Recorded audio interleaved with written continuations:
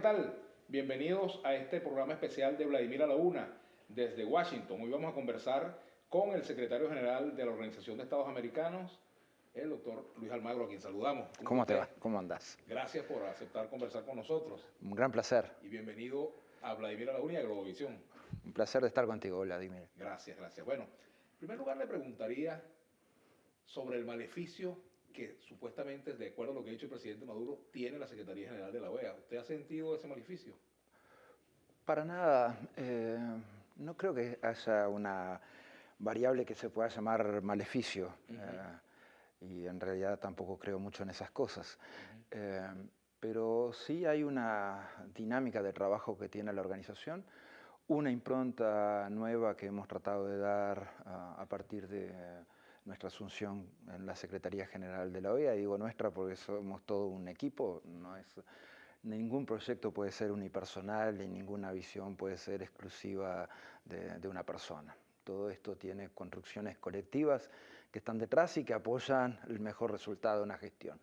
Y ese mejor resultado de la gestión tiene que ver con una línea de trabajo que obviamente implica involucrarse en los problemas del continente y sobre todo aquellos problemas que hacen a la realidad de la gente, ¿no? O sea, la dimensión política, pero la que tiene que ver específicamente con funcionamiento de la democracia y con el funcionamiento de los derechos humanos y el mejor sistema de protección de los derechos humanos. Y estas cosas, obviamente cuando uno las trabaja, se transforma en una línea de trabajo que es una línea de problemas, porque los países son muy sensibles a estas cuestiones.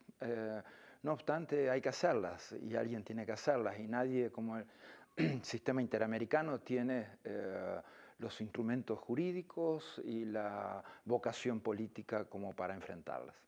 En estos días, varios funcionarios del gobierno venezolano, bueno, comenzando por el propio presidente Maduro, han puesto en tela de juicio la vigencia de la Organización de Estados Americanos. Incluso a propósito de esta reunión entre el presidente Santos y el presidente Maduro, hay voces que apuntan hacia la idea de que esa reunión demuestra que no hay, digamos, esa vigencia, que no existe esa vigencia de la OEA, que se pueden resolver los problemas al margen de la OEA, sin la OEA. ¿En qué sentido?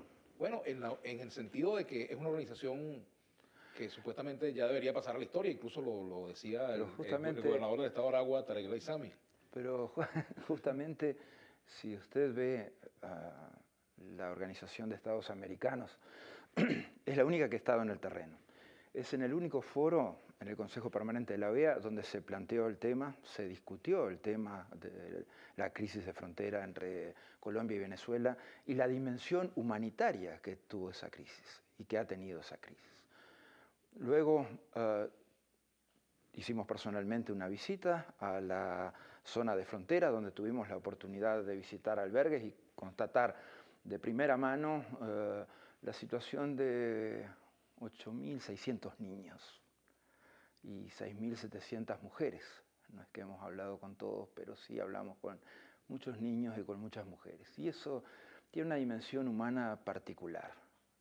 Estuvimos ahí, pudimos corroborar de primera mano lo que pasaba, implementamos soluciones, no solamente con lo que tiene que ver con donaciones, pero también la inauguración de una escuela virtual con 20 computadoras portátiles y pantalla. Vamos a inaugurar otros 3 centros de enseñanza como ese. Hemos atendido la situación humanitaria, digamos, con hechos concretos. La Comisión Interamericana de Derechos Humanos también estuvo ahí, va a estar sacando un informe en esta próxima semana. Y las cosas que pedimos, además, son las cosas que después se hicieron. Pedimos reunificación familiar, pedimos soluciones para aquellas personas que tenían problemas de documentación, ya sea venezolanos o colombianos que habían tenido que cruzar la frontera. Y también hemos pedido cosas que todavía están pendientes, como las posesiones que perdía esa gente, porque muchos tuvieron que dejar atrás su casa y todo lo que tenían adentro. Y eso es una responsabilidad también del Estado venezolano que tiene que resolver. Entonces, la OEA ha estado, en este caso, en el terreno y en la dimensión humanitaria, o sea, en el problema nuevo que se suscitó y que verdaderamente hacía a la esencia de lo que la gente necesitaba.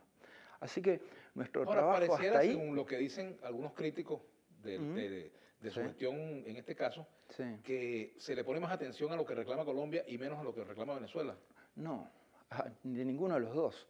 Y nosotros en nuestros comunicados hemos sido muy claros respecto a algunas responsabilidades de un lado y del otro respecto a los temas, ¿no? O sea, a todos estos temas.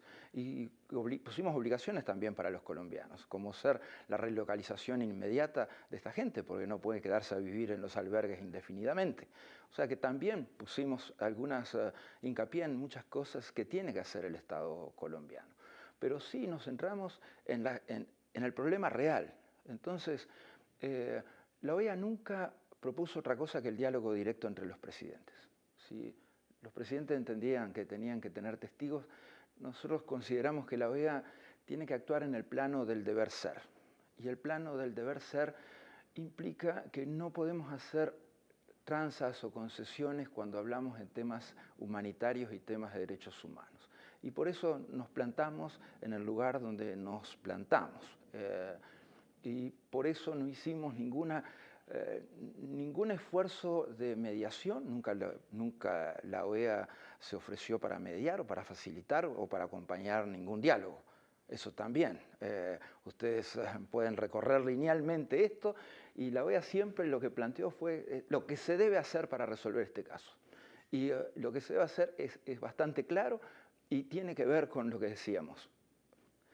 8.600 niños y 6.700 mujeres que han sido afectadas por esta situación.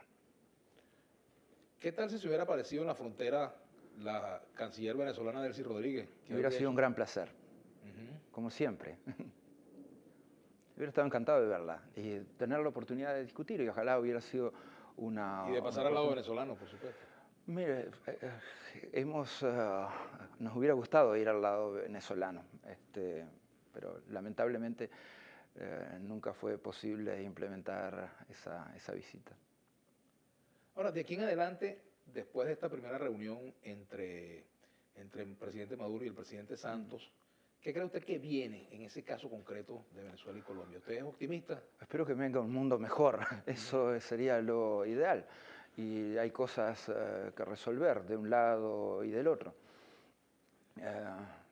Primero ya tenemos una situación bastante mejor en el sentido de que las deportaciones se desaceleraron definitivamente y que la migración inducida por miedo de la gente también se ha detenido prácticamente.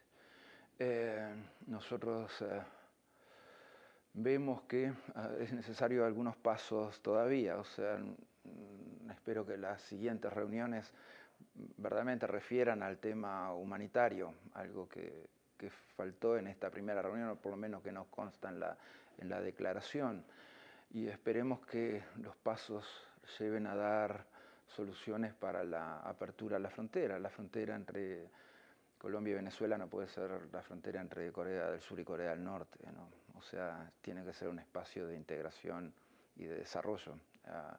Y por lo tanto, una medida que se tomó al día siguiente como ser el cierre de frontera al día siguiente del acuerdo, ¿no? Se tomó la medida de cerrar la frontera en el estado de Amazonas, lo cual suma a lo que se ha hecho en Zulia, Táchira y Apure. Verdaderamente estamos tratando de entender esa lógica, ¿no? Porque si ese es el camino en la normalización, estamos en dificultades.